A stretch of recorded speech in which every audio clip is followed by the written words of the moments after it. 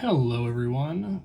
Today we are going to be looking at the TP-Link Tapo S505 light switch. So this is a new Matter product of theirs, and I had a switch go out in my bathroom when I lost power, so I wanted to give this a try and see how it works. So let's do a quick opening and take a look at it before we do the install.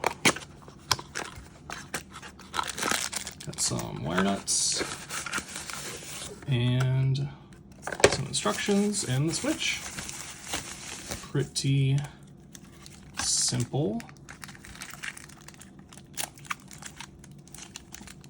Got a nice peel here. Now I bought a different wall plate since I'm going to have a 2-gang plate, and hopefully that is going to work with this built-in plate, or in place of this built-in plate. But looks pretty simple on the inside. Let's go ahead and wire it up and see how it looks. Okay, before we go ahead and install this, I got the switch pulled away from the plate, and I wanted to show there was a bit of residue on that switch. Looks like there was previously some type of sticker there. You can hear it when I'm pulling my finger away from the switch, so don't love that, but a little alcohol should clean it right up. And to show the switch here, the switch is really firm. It doesn't depress all the way. It's not like a standard rocker switch where you have a center position and then an up to turn on and a down to turn off, where it always returns back to center position. This just has a single button at the bottom, so it's press to turn on, press to turn off, and it's always in this same position. So that's interesting. Didn't realize that's how it was, but I don't think it'll be a problem, just a little different. All right, so I got my janky setup here in the bathroom, so sorry for any weird light angles, but let's go ahead and replace the switch. So you can see here, I have these GE toggle switches. I like the toggle switch. You know, I like the old school style of switch that's poking out. It sits in center, up is always on, down is always off. It works great for a 3-way switch, but you know,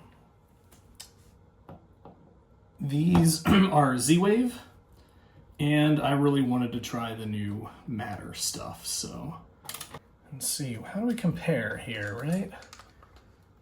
So it looks like it's definitely skinnier, which is nice. If you want a comparison here of the two sizes. Obviously, yeah, skinnier in the width, and should be obviously pretty similar height. One thing I don't think I compared here was the depth of the box.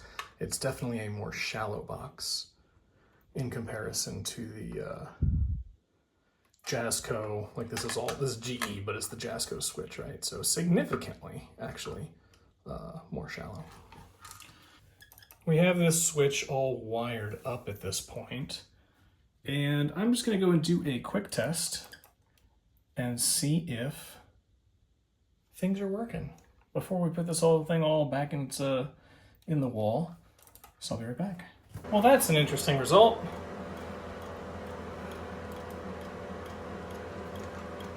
We are flashing orange, and the lights are freaking out. Let's turn off the bathroom fan.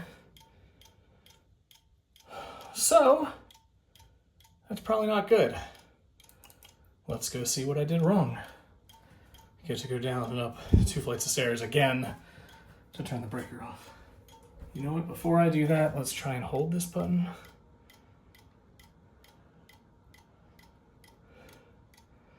Nope. All right.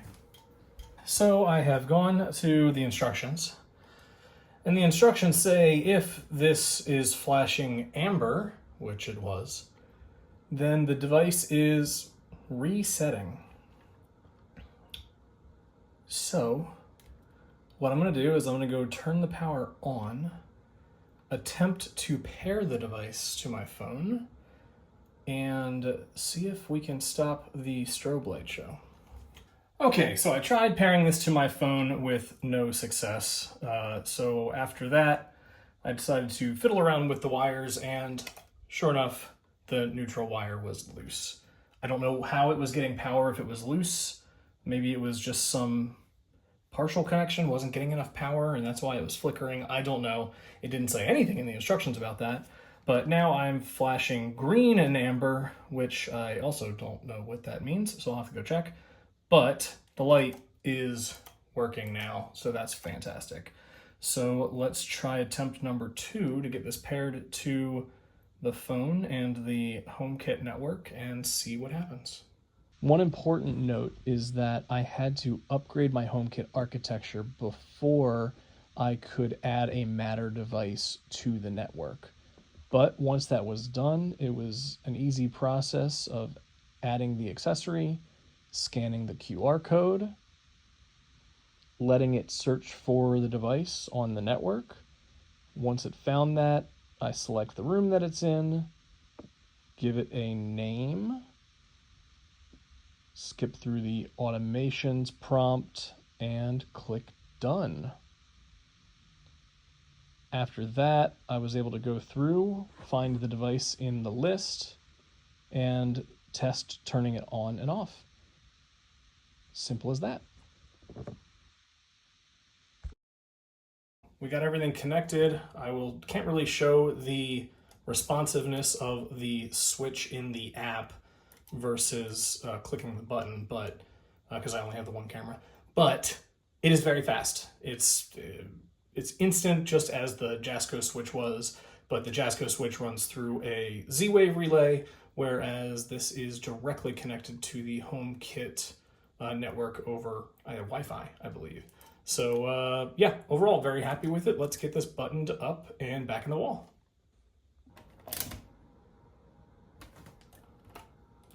All right, that's done. Final switch installed. Let me know what you think. Yeah, I mean, it's a switch. I prefer toggle switches. I said this before, but you know, this is what it is. I've got to get it cleaned up, and whatever this goop was, yeah, you can definitely see it now here. We'll get that cleaned off, but job done. Let me know what you think.